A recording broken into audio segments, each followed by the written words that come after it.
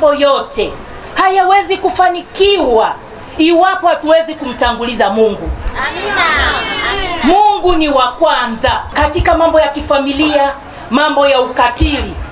Ukatili, nimefurahia msemaji wa mwisho amesema wamama tumekuwa pia wakatili. Huo ni ukweli.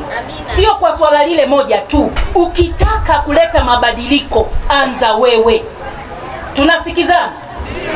Tunapotaka kuleta mabadiliko yoyote katika jamii yetu, katika familia zetu, katika nyumba zetu, katika taifa letu, ni lazima tuanze na sisi wenyewe wa mama. Tuna roho za ushawishi ndani yetu ambazo tukizitumia vyema, hata hayo tunayosema ya ukatili wa kijinsia yatakwisha. Mabadiliko yoyote ni mimi pia kuijua nafasi yangu kama mama. Tunapowezeshwa wa mama tukawa na fedha nyingi, haimaanishi sasa tumekuwa wa baba.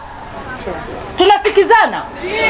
Usivae viatu vya baba ukafanya yeye atembee pekupeku. Muache avae viatu vyake hata kama una hela nyingi. Tunapotaka kujenga hizi familia zetu, ni lazima tuongee neno moja. Baba na mama lazima mzungumze. Sasa hivi mmomonyoko wa maadili tumeusikia hapa, lakini mmomonyoko huu mlezi ni nani?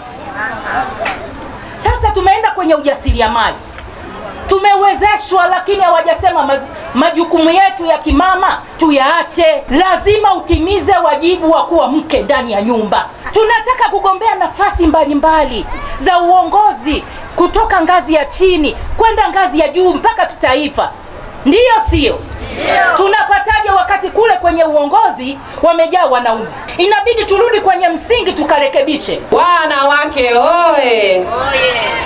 Na niseme tu kupitia hadhara hii kwa wanaume mliopo hapa, sisi kwa sasa tumejimarisha, tuko vizuri, lakini pesa ya mwanaume ni tamu. Hivyo mtupelekee salamu kwa wanaume kwamba tunaweza, lakini msipotuwezesha hata ndani mambo yatakuwa sio yenyewe. Wanawake tujiamini, tunaweza kufanya na tumeweza, na mifano tunayo ya mama yetu Dr. Samia Suluhu Hassan. Huu ni mwaka wa uchaguzi. Ni muda sasa wa kutoka wanawake wote wa mkoa wa Mara tujitokeze kwa wingi kugombea nafasi mbalimbali ili kusudi tuweze kuwakilisha huko serikalini.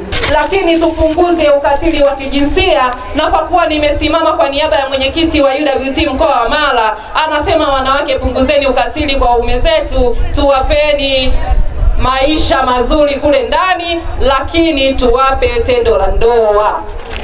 Inasemekana wanawake sasa hivi tunawapa ukatili wa kijinsia kwa kuwanyima waume zetu tendo la ndoa. Kupitia siku hii ya leo, basi tujaribu kujirekebisha, tusiwape ukatili wa kijinsia waume zetu, kwa sababu na sisi hatupendi kupata ukatili wa kijinsia. Tuliandaa michango kidogo kwa ajili ya kuwawezesha watoto wasiokuwa watoto wenye mahitaji maalum ambao ni katika shule ya msingi Magufuli. Pale tuna watoto wanasoma day, lakini tumejenga bweni kwa hiyo inahitaji vitanda na magodoro. Tuna wadau mbalimbali ambao wameweza kutuchangia, na kama wamama watalime tutawakabidhi vifaa hivyo ili waweze kuvitumia, na baada ya hapo tutasajili shule hiyo kama itakuwa ni ya bweni na itaweza kuchukua watoto wote wa mkoa wa Mara ambao wana mahitaji maalum. Lakini tume fursa hii kumpongeza sana Dr. Samia Suluhu Hassan, Rais wetu wa Jamhuri ya Muungano wa Tanzania, kwa kazi kubwa aliyoifanya ya maendeleo, lakini pia kutoa nafasi zenye jinsia sawa kwenye uongozi.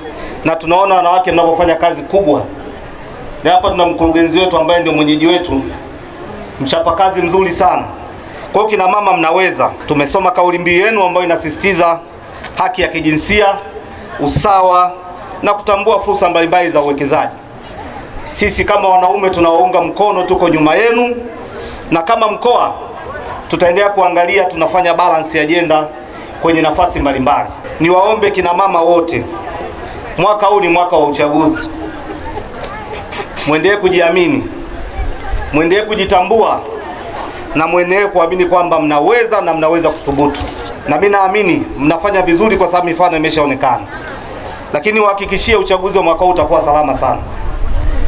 Hasa kwa mkoa wa Mara. Sisi kama mkoa tumejipanga vizuri sana. Tutahakikisha zile nafasi mnazogombea uchaguzi wenu utakuwa wa huru na wa haki, lakini wenye usalama mkubwa. Kwamba yoyote atakayetaka kuharibu uchaguzi wa mwaka huu si kwa mkoa wa Mara. Sisi tumejipanga vizuri sana. Kwa hiyo kina mama mtembee kifua mbele.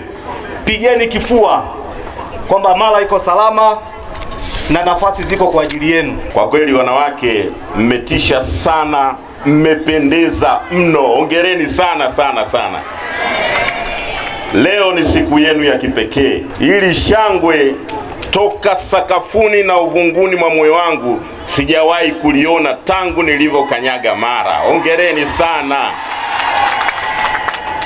Neno moja naloweza kulisema, endeleeni kusimamia thamani yenu, utu wenu, hadhi yenu na heshima yenu. Wanawake wa Mara, nyinyi ni malkia halisi. Hongereni sana.